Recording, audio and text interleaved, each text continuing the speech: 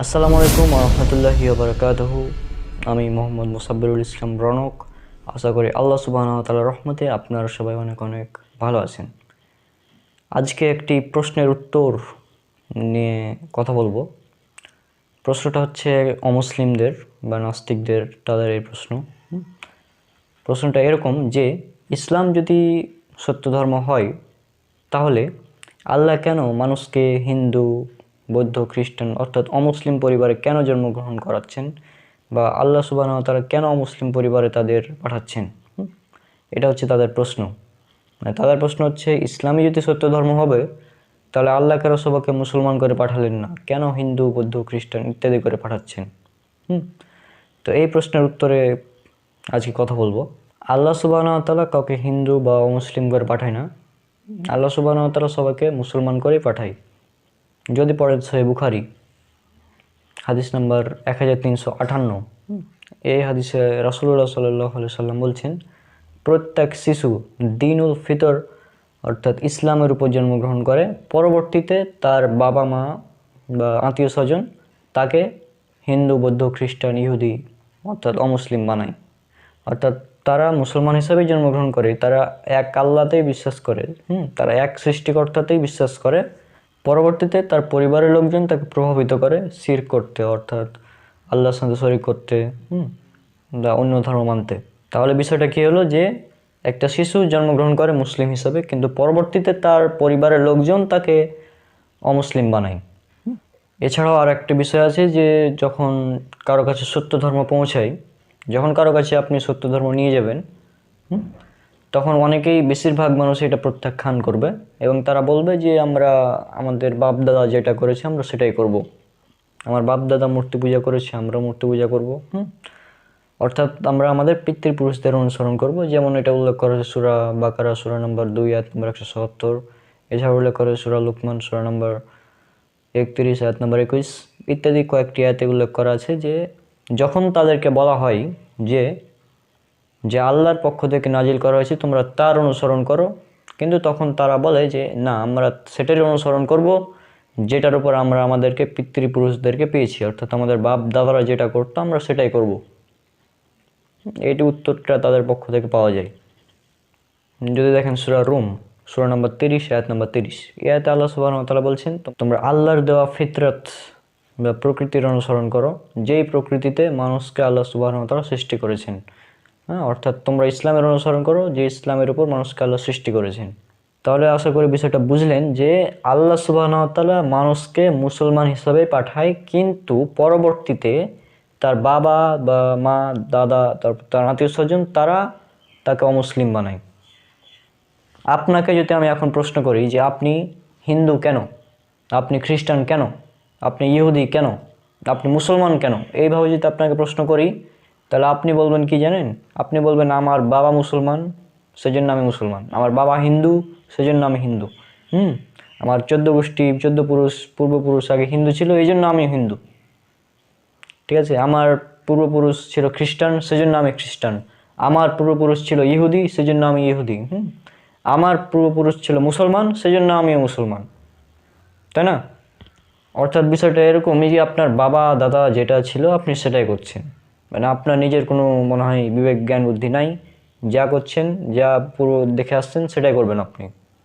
কিন্তু আল্লাহ যে আপনাকে, আপনার সৃষ্টিকর্তা যে আপনাকে আপনাকে একটা আপনার বিবেক দিয়েছে, আপনাকে একটা মস্তিষ্ক দিয়েছে, সেই মস্তিষ্কটা যদি খাটিয়ে আপনি দেখতেন যে কোন ধর্মটা সঠিক, তাহলে আপনি যাচাই বাছাই করে সে ধর্মটাই আপনি গ্রহণ করতেন। বাবা দাদা যেটা করে এসেছে সেটা করতেন না। আপনি একজন মুসলিম, কেন মুসলিম? কারণ আপনার বাবা দাদা পূর্বপুরুষ এরা মুসলিম ছিল এই জন্য। আপনি একজন হিন্দু, কেন হিন্দু? কারণ আপনার বাবা দাদা পূর্বপুরুষ তারাও হিন্দু ছিল। আপনি একজন খ্রিস্টান, খ্রিস্টান কেন? কারণ আপনার বাবা দাদা এরা খ্রিস্টান ছিল, তাই তো? অর্থাৎ আপনার বাবা দাদা এটা ছিল, আপনার 14 পুরুষ এটা ছিল, পূর্বপুরুষেরা এটা ছিল, সেই জন্য আপনি সে ধর্ম অনুসরণ করছেন। কিন্তু আপনার সৃষ্টিকর্তা যে আপনাকে একটা মস্তিষ্ক দিয়েছেন, সেই মস্তিষ্ক দিয়ে আপনি চিন্তা করেন না, আপনি যাচাই বাছাই করেন না যে কোন ধর্মটা আসলে সঠিক। আল্লাহ সুবহানাহু ওয়া তাআলা বলছেন সূরা মুলক সূরা নম্বর 67 আয়াত নম্বর 2, এই আয়াতে বলছেন, আমি সৃষ্টি করেছি মৃত্যু এবং জীবন তোমাদেরকে পরীক্ষা করার জন্য, যে কে তোমাদের মধ্যে কর্মে উত্তম। সুতরাং আল্লাহ পরীক্ষা করছেন, আপনি সঠিকটা খুঁজে বের করছেন কিনা এটা আল্লাহ আপনাকে পরীক্ষা করছেন। আর আপনি এই পরীক্ষা তখনই পাস করবেন যখন আপনি সঠিক ধর্মটা বেছে সঠিকটা গ্রহণ করবেন। তার আগে আপনি এই পরীক্ষায় ফেল। মনে করেন একটা উদাহরণ দিই এবার। একটা শিশু ছোট বাচ্চা যদি চুরি করে, কোনো কিছু চুরি করলো ধরেন, তখন যদি তাকে জিজ্ঞেস করা হয় তুমি চুরি করছো কেন, সে যদি বলে যে আমার বাবা এটা শিখিয়েছে সেজন্য আমি চুরি করছি, তাহলে সেটা মেনে নেওয়া যায়, সমস্যা নেই। কারণ সে ছোট বাচ্চা, তার সেরকম বিবেক বুদ্ধি নাই। এরপরে সে ছেলেটাই যখন আবার বড় হলো, বয়স 20-21-22 হলো, তখন যদি সে চুরি করে, আজ যখন পুলিশ বা কেউ তাকে যদি জিজ্ঞেস করে যে তুমি চুরি করলা কেন, তারপর যদি সে বলে যে আমি চুরি করছি এই জন্য যে আমার বাবা আমাকে চুরি করা শিখিয়েছে, তাহলে বিষয়টা কি মেনে নেওয়া যাবে? বিষয়টা একদম মেনে নেওয়া যাবে না। কারণ সে একজন প্রাপ্তবয়স্ক মানুষ, তার একটা জ্ঞান আছে, বিবেক বুদ্ধি আছে। সে তার বিবেক বুদ্ধি দিয়ে এটা যাচাই করতে পারতো যে চুরি করাটা হচ্ছে খারাপ।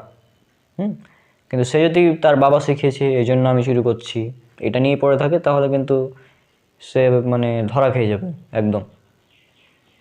এরপর যদি তারও একটা উদাহরণ দিই, যেমন মনে করেন আপনার বাবা দাদা বা আপনাকে বলল যে সূর্য পৃথিবীর চারিদিকে ঘুরে।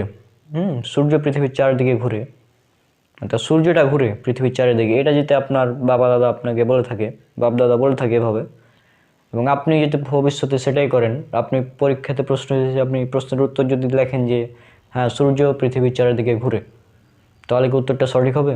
উত্তরটা ভুল হবে। কারণ বর্তমানে আমরা জানি যে পৃথিবীর সূর্যের চারিদিকে ঘুরে। কিন্তু আপনি যদি আপনার বাপ দাদা যেটা করে এসেছে, যেটা মেনে এসেছে, সেটাই যদি করেন, তাহলে কিন্তু এটা একদম হাস্যকর হবে। অর্থাৎ আপনার একটা জ্ঞান আছে, আপনাকে আপনার জ্ঞান কাজে লাগাতে হবে। কিয়ামতের দিন আপনাকে প্রশ্ন করা হবে আপনাকে নিয়ে, আপনার বাবা কী করেছিল, দাদা কী করেছিল সেটা নিয়ে না, আপনি সঠিকটা করছেন কিনা এটা নিয়ে আপনাকে প্রশ্ন করা হবে। আর ধর্মের ব্যাপারে যদি বলি, সত্য ধর্ম কোনটা? সত্য ধর্ম আপনি নিজেই খুঁজে বের করুন। সত্য ধর্ম আপনাকে খুঁজে বের করতে হবে। আপনি একজন অমুসলিম পরিবারে জন্মগ্রহণ করেছেন, এটাই আপনার জন্য পরীক্ষা। আপনি অমুসলিম পরিবারে জন্মগ্রহণ করেছেন, এটাই আপনার জন্য পরীক্ষা। আপনাকে সত্য ধর্মটা খুঁজে বের করতে হবে। সত্য ধর্মটা আপনার খুঁজে বের করতে হবে। আপনার কাছে যদি কেউ ইসলামের দাওয়াত নিয়ে নাও যায়, তারপরেও আপনাকে সত্য ধর্মটা খুঁজে বের করতে হবে। এখন অনেকেই বলবেন, আমার কথা বলবেন, যে আপনি মুসলমানের পরিবারের সন্তান, সেই জন্য আপনি ইসলাম ধর্ম প্রচার করছেন। আপনি যদি হিন্দু বা মুসলিম অন্য কোনো হতেন, তাহলে আপনি সেটা করতেন, তাই না? আমাকে এটা বলতেন 2020 পর্যন্ত আমি মুসলমান ছিলাম এই জন্য যে আমার বাবা দাদা, আমার ফ্যামিলি মুসলমান, সেজন্য আমি মুসলমান ছিলাম 2020 পর্যন্ত।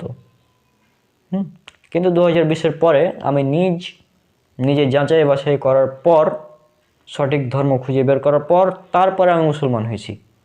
মানে তারপরে আমি নিজ ইচ্ছায় মুসলমান, তারপর থেকে। কারণ 2020-এর পর থেকে আমি জানতে পেরেছি ইসলামই একমাত্র সত্য ধর্ম। তার আগে মুসলমান ছিলাম কারণ আমার বাবা মুসলমান, দাদা মুসলমান, ফ্যামিলি মুসলমান, এই জন্য। কিন্তু তারপরে আমি মুসলমান এই জন্য যে ইসলাম হচ্ছে একমাত্র পৃথিবীর বুকে সত্য ধর্ম। ইসলাম একমাত্র সত্য ধর্ম। আর যে ব্যক্তি ইসলাম ছাড়া অন্য কোনো দিন মেনে চলবে বা অন্য কোনো জীবন ব্যবস্থা চাইবে, কিয়ামতের দিন আল্লাহ সুবহানাহু ওয়া তাআলা তার কাছ থেকে সেটা গ্রহণ করবেন না। আল্লাহ সুবহানাহু ওয়া তাআলা শুধুমাত্র একটাই ধর্ম গ্রহণ করবেন, সেটা হচ্ছে ইসলাম। সুতরাং আপনি যদি ইসলামকে মেনে চলেন, তাহলে আপনি পরকালে নাজাত পেয়ে যাবেন, জান্নাত পেয়ে যাবেন। কিন্তু যদি আপনি ইসলামকে না মানেন, তাহলে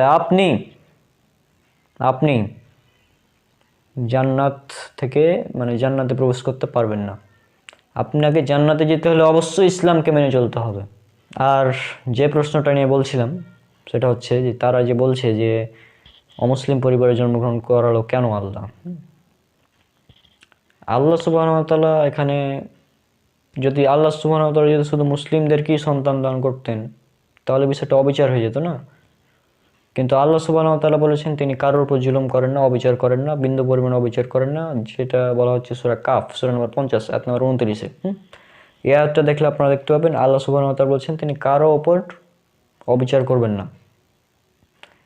এখন আপনি অমুসলিম পরিবারে জন্মগ্রহণ করেছেন কারণ আপনার বাবা মা চেয়েছেন যে আপনি দুনিয়াতে আসবেন, সেজন্য আল্লাহ সুবহানাহু ওয়া তাআলা আপনাকে পাঠাচ্ছেন অমুসলিম পরিবারে। কিন্তু অমুসলিম পরিবারে পাঠাচ্ছেন এই জন্য যে আপনাকে অমুসলিম হয়েই থেকে যেতে হবে, ব্যাপারটা কিন্তু এরকম না।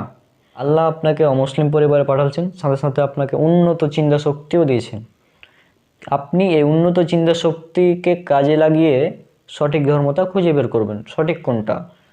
আপনি জাস্ট নিরপেক্ষ হয়ে যান এবং দেখুন যে সঠিক কোনটা, সঠিক কোনটা এটা জাস্ট আপনি খোঁজাখুঁজি শুরু করে দেন এখন থেকে। আর যখনই আপনি খুঁজে পাবেন সঠিক ধর্মটা, সঠিক ধর্ম সেটা হচ্ছে যেটা হচ্ছে সৃষ্টিকর্তা একজনই, আর একজনেরই ইবাদত করতে হবে, দ্বিতীয় কারো ইবাদত করা যাবে না। আর আল্লাহ সুবহানাহু ওয়া তাআলা বলছেন সূরা নিসা সূরা নম্বর 4 আয়াত নম্বর 48 এবং 116, এই দুটি আয়াতে আল্লাহ বলছেন আল্লাহ সমস্ত গুনাহ ক্ষমা করে দেবেন, শুধুমাত্র শিরকের গুনাহ ক্ষমা করবেন না।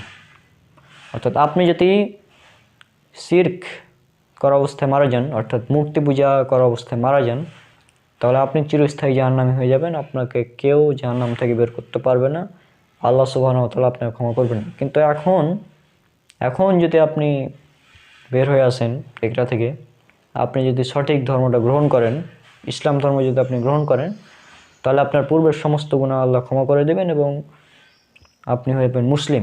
ইসলাম হচ্ছে আল্লাহ সুবহানাহু ওয়া তাআলার কাছে আত্মসমর্পণ করা, আর যে ব্যক্তি আল্লাহ সুবহানাহু ওয়া তাআলার কাছে আত্মসমর্পণ করে তাকে বলা হয় মুসলমান।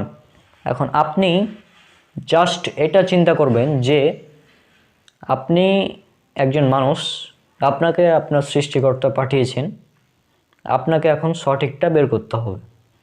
আর নাস্তিক অমুসলিমরা যে ধরনের প্রশ্নটা করছে যে আল্লাহ কেন তাহলে অমুসলিম হিসেবে পাঠালেন, আল্লাহ তার দায়িত্ব পালন করছেন।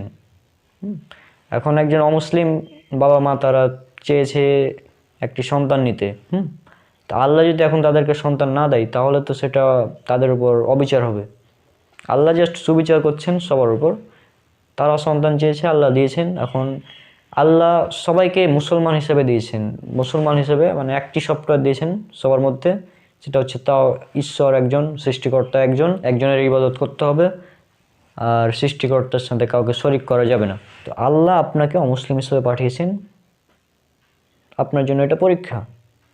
আর পরীক্ষা যত বড়, পুরস্কারটাও তত বড় হবে।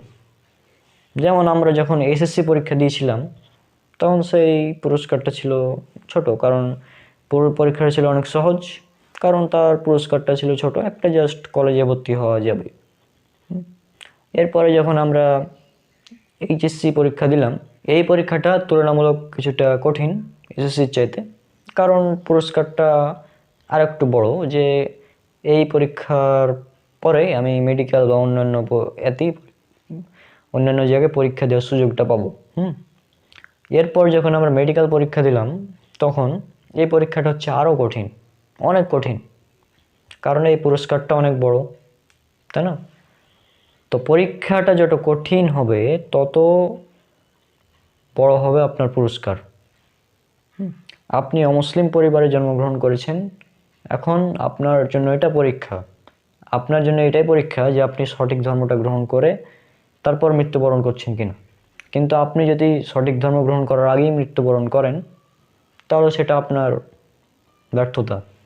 আর কিয়ামতের দিন আল্লাহ সুবহানাহু ওয়া তাআলা যখন অমুসলিমদের যখন জাহান্নামে নিক্ষেপ করবেন, তখন কিন্তু তারা বলবে না যে আমাদের উপর অবিচার হচ্ছে, এটা কিন্তু তারা বলবে না। তারা বলবে আমাকে ক্ষমা করুন।